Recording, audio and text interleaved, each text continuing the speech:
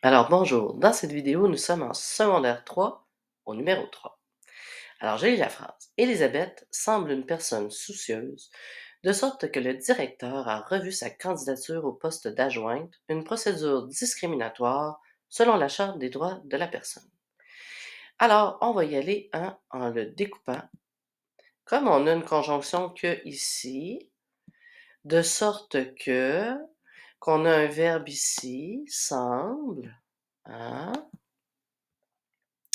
le directeur a posé l'action, celle-là, et qu'on étudie les phrases, compléments de phrases depuis quand même un certain temps, puis qu'en secondaire 3, on doit surtout étudier le rapport de cause-conséquence. Pourquoi? Parce que je vais te le répéter souvent, c'est que quand tu vas arriver en secondaire 4, notamment, tu vas avoir en histoire, le fameux examen, où tu vas devoir expliquer un événement historique, puis les causes et les conséquences.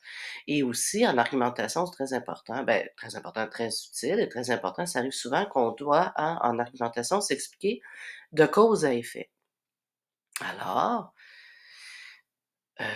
de sorte que, qu'est-ce que c'est? Eh bien, c'est une locution conjonctive qui signifie de manière, si bien que, et qui exprime la conséquence quand les verbes, OK, sont à l'indicatif ou au conditionnel, hein?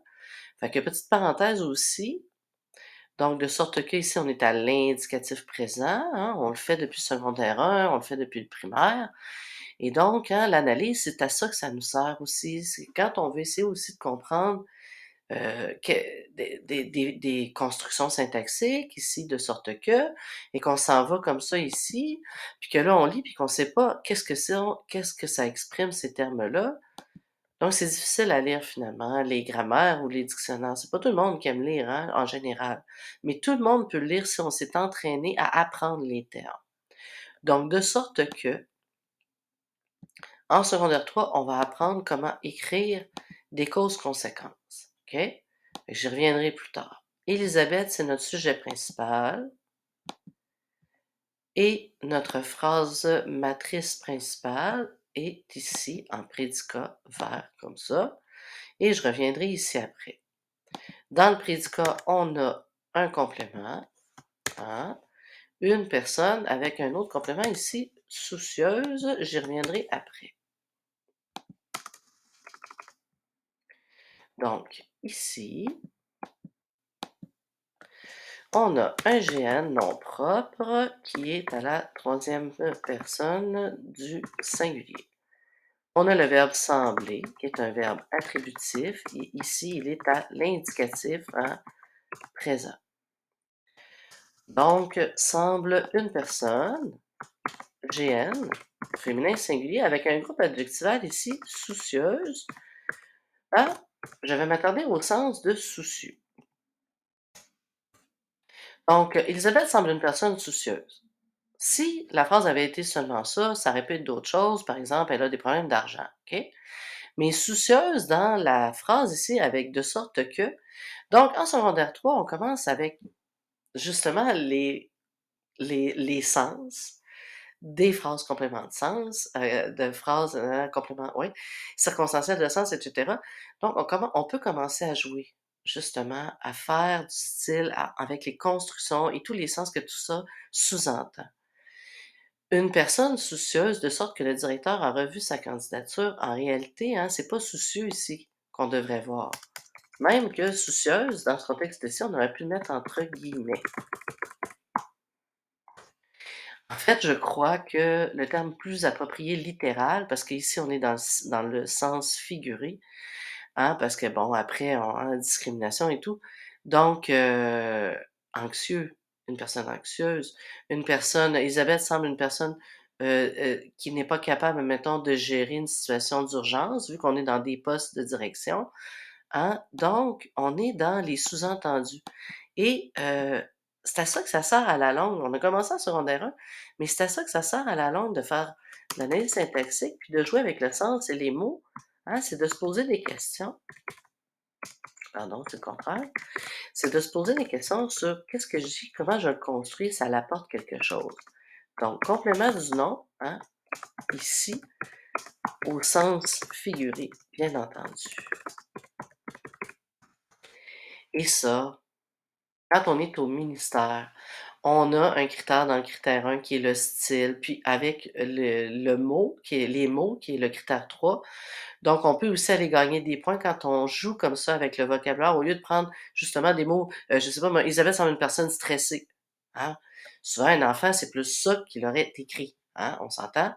Mais là, en jouant avec le sens des mots et puis aussi ici en apportant une conséquence, donc ça fait en sorte qu'on a plus de style. Puis on fait du blabla. J'aime ça dire ça. On fait du blabla, puis avec style finalement, OK? Du blabla avec style. Locution conjonctive. Donc ici, nous avons une PSUR CP de conséquence. À cause qu'elle a une certaine attitude, le directeur a revu, hein, sa candidature. Je reviendrai avec l'italique après. Et selon la Charte des droits de la personne. Donc, de sorte que on est dans le complément de phrase. Une procédure discriminatoire.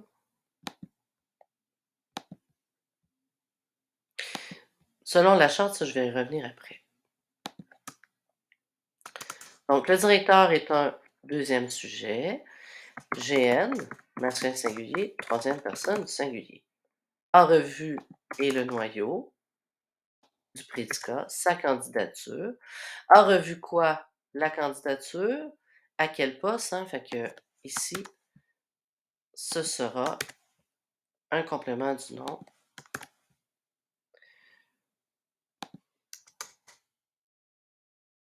Et le poste, c'est le poste d'adjointe à la direction. Verbe,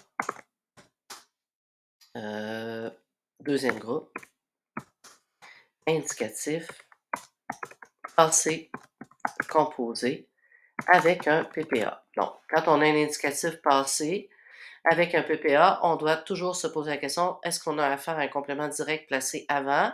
Donc ici, de sorte que le directeur a revu quoi? Sa candidature, il est placé après. Donc, on n'aura pas d'accord à faire avec a revu quoi? La candidature. Même si la candidature est au féminin. CD de revue. Je vais le détacher. Pardon, je m'excuse.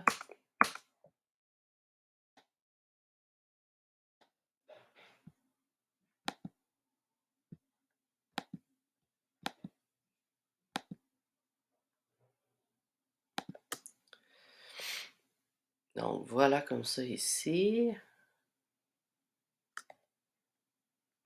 Et voilà comme ça ici. Je vais tasser ma page. Donc, on a un GN féminin singulier. On n'avait pas de groupe prépositionnel, donc on avait un complément direct. Et ici, la candidature à quoi? Hein? Donc, c'était pas un complément du verbe, mais un complément du nom ici. Donc, c'est un G prêt. J'oublie tout le temps de... Donc, voilà. Oups, aucune.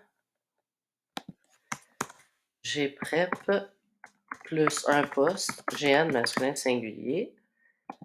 Le poste d'adjoint, groupe prépositionnel ici aussi. Plus un GN féminin singulier. Donc, ici, on a un complément du nom candidature. Et un peu plus loin, on a le complément du nom poste.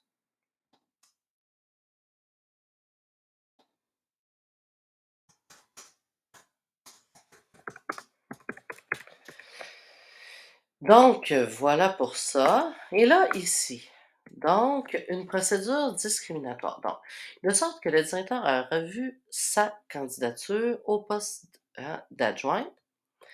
Donc, les virgules ici, à quoi elles servent? Elles servent à enlever quelque chose comme ceci, là. Je vais le mettre en plus petit. Une phrase explicative, heu, ce qui revient à une procédure discriminatoire, OK? Les virgules peuvent servir à plusieurs choses. Bon, ici, de façon vraiment volontairement stylistique, elles reviennent à ça et l'italique le renforce. Parce que, n'empêche que, bon, j'ai pas voulu vraiment relater des cas, là, mais on sait très bien que quand on, dénonce quelque chose de discriminatoire, ça demande beaucoup de preuves pour pouvoir, vraiment en être certain, hein?